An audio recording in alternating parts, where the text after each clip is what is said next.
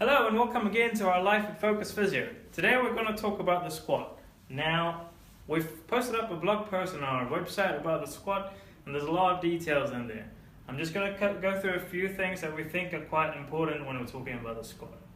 Now, if you've done an FMS or an SFMA with us before, you'll know that every time we tell you to do the squat, we always try to tell you, we always test with the foot, try to keep it straight as you can, and then have your hands above, or if you try and do it without the hands above, just do a squat with the foot straight. It does not mean when you're doing your weighted squats, you should do it in this way. So, squatting with foot straight requires the most amount of mobility in your hips, your knees, and your ankles and foot. So this is what we do for an assessment. It does not mean you should be doing this for when you're training. There's a bit of an argument about what your foot position is, and we're just trying to discuss a few things.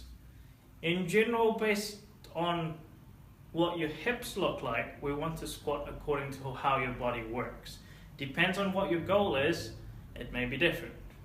But for most people, their hips would mean if you want a good amount of hip flexion, you want a certain degree of hip external rotation, which means your foot's going to be slightly pointing out.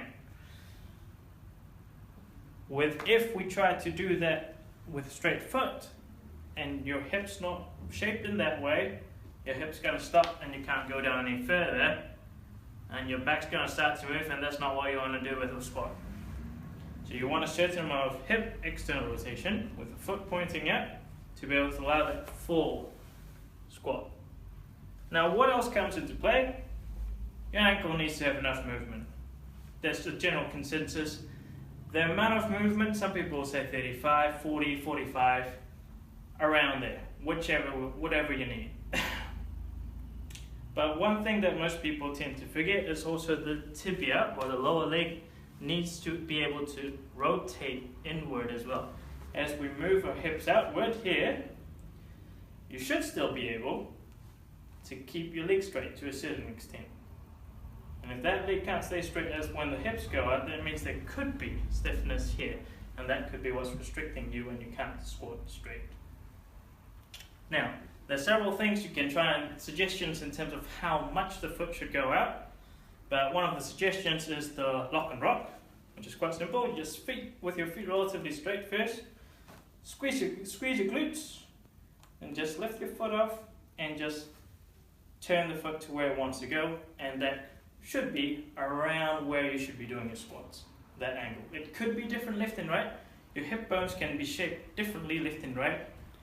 That's fine. As long as the leg and the thighs, when you're squatting, go straight down, just like that. Alright. Now apart from that, we got to look at the big picture. We don't just look at the knee, the ankle, and the hip. We got to look at the big picture.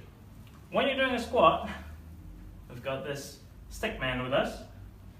There's several components we've got to consider. We've got to consider the ankle dorsiflexion, enough knee flexion, enough hip flexion when we're doing the squat. But above all, wherever your weight is, the center of mass has to always fall inside your foot. Otherwise you'll fall. If it's in front of you, you'll fall forward. If it's behind you, you'll fall backwards. So what we have here is an imaginary bar, I suppose, is there. Your center of mass should be front of back around the bar if you have a weight on your back. And that bar should always and has to always fall on the line of your foot, otherwise you fall. Now I've got a stick model with us. Hope everyone can see this. So basically, we've got the center of mass around the green band, the knee around the blue band, and the hip around the pink band. Now, it's quite simple. When you do a squat, you want the hip to be underneath your knee as far as you can, as long as you don't try to compensate too much using your lower back. But things might change a little bit differently when we start playing with the proportions. Right. So with this kind of proportions, as I try to do a squat, I need to make sure that green band stays around underneath the foot. That looks reasonable. what happens when we change that? Right. So this is the torso. This is the femur or the thigh. And that's your lower leg or tibia length. It's more precisely not really your leg length, but it's also the distance between the floor to your knee. And this can change depending on what shoes you wear or if you're putting plates underneath your heels, anything like that. If I'm changing that leg to be a lot shorter, keeping the rest the same, once again, I'm trying to do a squat, trying to get that hip underneath the knee, but realize how much further forward my torso has to lean to make sure that green band stays underneath, above the foot, so that you don't fall backwards. What happens if we make it really, really, really long leg and really, really, really long torso as well, but a really, really short thigh? This is an extreme case. Doesn't usually get this bad, but people have different proportions. Suddenly, to get that hip underneath the knee, that's all you need. You're barely leaning forward. What happens when we do the opposite? So we're making a really long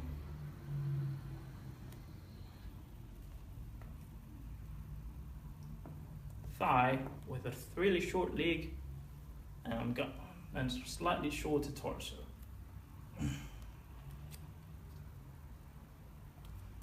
Right, and you're trying to do a squat. Just standing here, you can see the moment he goes down, that's as far down as you can go. You're trying to go lower, that green thing goes behind the heel and then he falls over. We try and make it shorter. No matter how much you go, more dorsiflexion, more hip flexion. You can't go any lower. The hip can't go below the knee because you're just going to fall. So a lot of people with these kind of proportions will say, if they go any lower, they're going to fall. They just can't go lower. And when you check their dorsiflexion, you check the hip, it may all be fine. And they have enough range for both of them, but they still can't go any lower because no matter what, no matter how much movement you get, they still can't go lower. And this is because of the different proportions between the leg, the thigh, and the torso, such that they can't squat in this way. So how do we make them squat? So one way to compensate for this, because the squatting is mainly a movement in the sagittal plane, frontwards to backwards. And you want, because of that frontwards to backwards plane, it actually shifts that center of mass backward or forward, depending where you are. We want to try and minimize that center of mass from going backward too far because of this long thigh. How do we do that? We can't change the length of the thigh. So what we can do is, instead of making that length go into the sagittal plane, we'll bring it to the other planes. It's not a movement that's supposed to go to the other planes, but it can go to the other planes to compensate for that length.